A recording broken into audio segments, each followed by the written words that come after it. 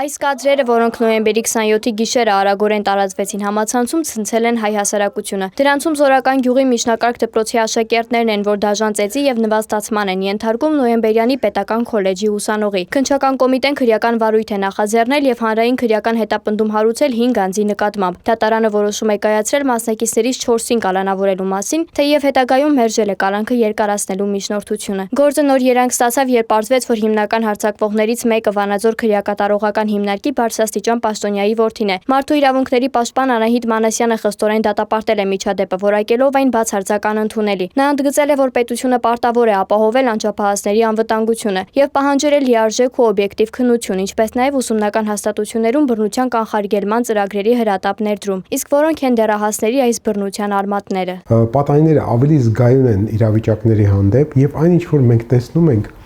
դա ոչ թե իրենց սեփական, այլ ընտանիքից, հասարակությունից, միջավայրից վերցրած վարքի ձևերն են։ Ես ենթադրում եմ, որ նման վարքի տարբերակ առնվազն նրանցից մեկը երկուսը արդեն իսկ կամ ճաշակել են իրենց նկատմամբ են այդպես վարվել, կամ իրենք ականատես են եղել, թե ինչպես են իրենցից ավակ սերնդի ներկայացուցիչներ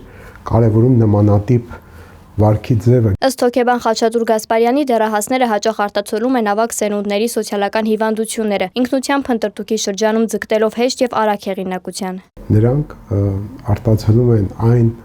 հիվանդությունները, ճակերտավոր ասած, որոնցով տառապում են իրենց ավակ սերունդները։ Պետք է փնտրել շան գլուխը հենց նրանցից մեծերի, գուցե նրանց մեջ կա մեկը, ես վստահ եմ, որ այդ 5 պատանիներից գոնե 2-3-ը ինքնուրույն նման քայլի չէին դիմել, նրանք կարող են վախենալ, որ եթե իրենք չմիանային, դա իրենց հեղինակության վրա կազդեր։ Գասպարյանը պնդում է, որ հարձակվողները պետք է պատժվեն, բայց ոչ թե ֆիզիկական բռնությամբ, այլ այնպիսի միջոցներով, որոնք կստիպեն նրանց գիտակցել իրենց արարքի լրջությունը։ Բացի այդ, նա կարևորում է աշխատանքը ինչպես բռնություն գործադրողների, այնպես էլ տուժողի հետ։ Ես կարծեմ եւ բռնարար կատարողներ եւ զոհի հետ պետք է որոշակի հոգեբանական աշխատանք կատարել, որովհետև հենց այնպես ագրեսիան չի հայտնվում։ Երբեմն ագրեսիան անօգնականության եւ տագնապի պատճառ է։ Չկարծենք, որ եթե ագրեսիվ ուրեմն ուժեղ է ինքը։ Երբեմն դա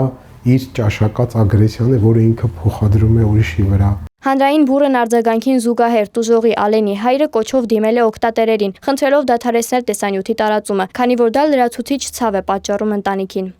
Ես Ալենի հայրն եմ, ուղղակի դիմում եմ ձեզ, դադարեցրեք այս աղմուկը եւ ջնջեք տարածված տեսանյութը։ Եթե ձեր երեխայի հետ նման բան պատահի ու հրապարակեն, դուք ինչ կանեք։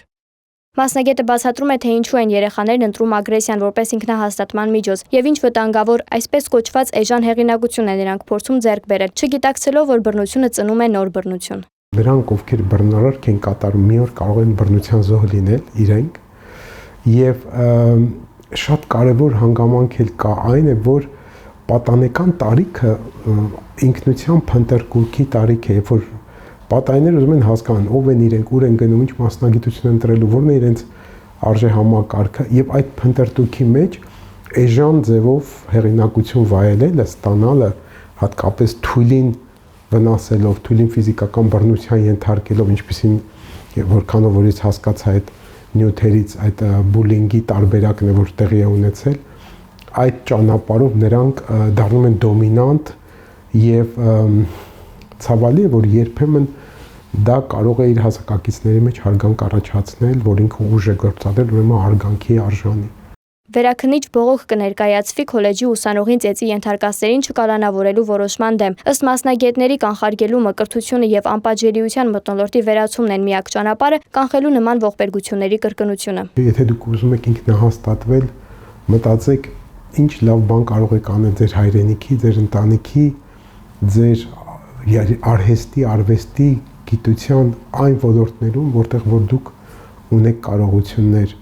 այդ կարճ ժամանակավոր կեղծ հեղինակություն ձեռք բերելու ճանապարհը, որը ցավոք սրտի մեզանում գոյություն ունի,